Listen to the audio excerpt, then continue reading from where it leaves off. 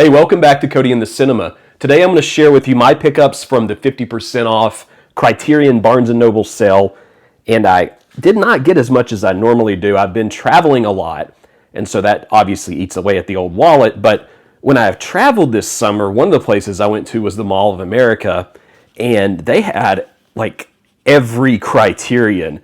So I said to myself, what are two things that I can't find very easily where I live? And one of them that I really have been wanting to see for a long time, because I've looked at the short story, taught it, read it, The Earrings of Madame D, and I believe that is based on the necklace, right? I guess I'll find out. And I've read so much about this. I know it's been on all these film lists, Sight and Sound, but really nice cover art there, packaging. But like I said, I was in the Mall of America and I saw this and I thought, well, what a blind buy this could be. So I'm hoping that this is as good as I want it to be.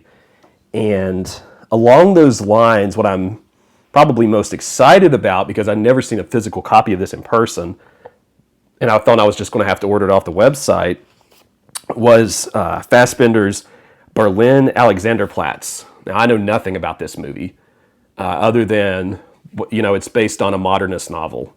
And I also picked up a copy of the novel to read with this. And so I'm looking forward to spending the time with this. I just don't know when I'm going to do it, because according to the back of this thing, it's 902 minutes.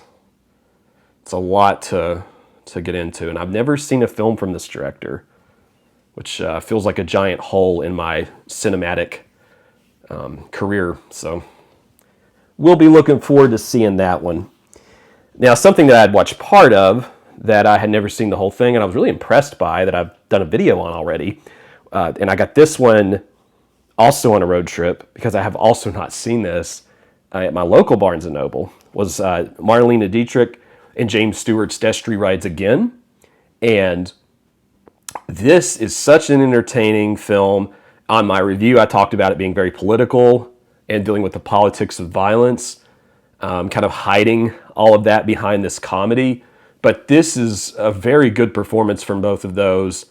And as far as early James Stewart goes, when he was younger, like, this was probably my favorite performance from him in that era, before he did, the more brooding later in his life Western stuff. But great Western there.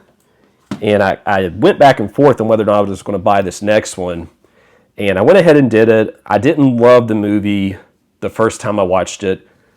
And I watched it again this summer, and I had a better appreciation of it.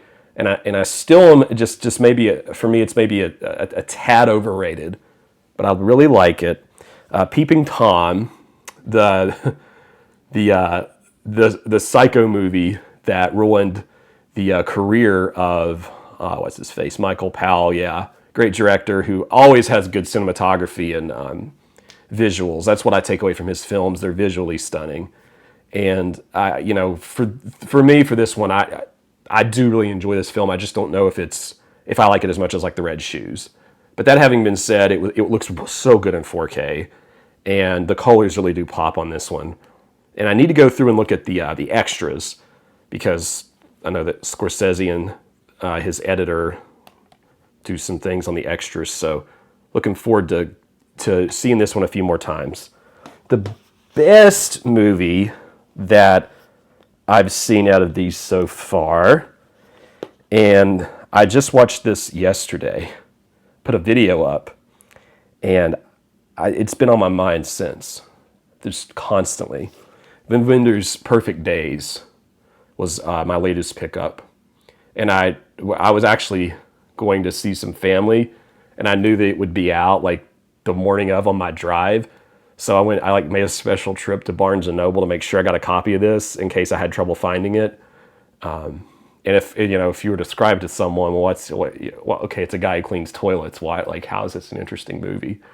If you go on Reddit and you go on like the Criterion subreddit, you'll see people talk about the vibes that this one gives off. And it does have these positive, life-affirming vibes.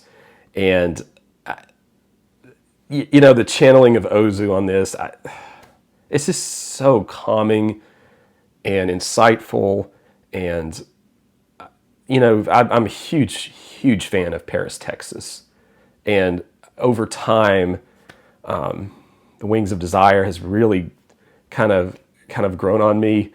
And that's my favorite movie from '87 when I was born. So this, I kind of feel like maybe channels two movies that I like that that really speak to me.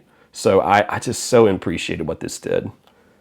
Very quiet movie, and you know, not many movies like this exist, and not many directors like this exist. And finally, the coolest cover art, and another one I've already done a video on. Pat Garrett and Billy the Kid.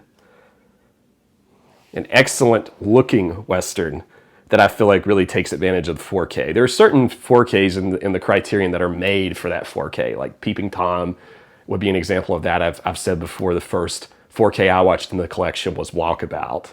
Just unbelievable the way the colors will pop off on that one. But this is a fun telling of that.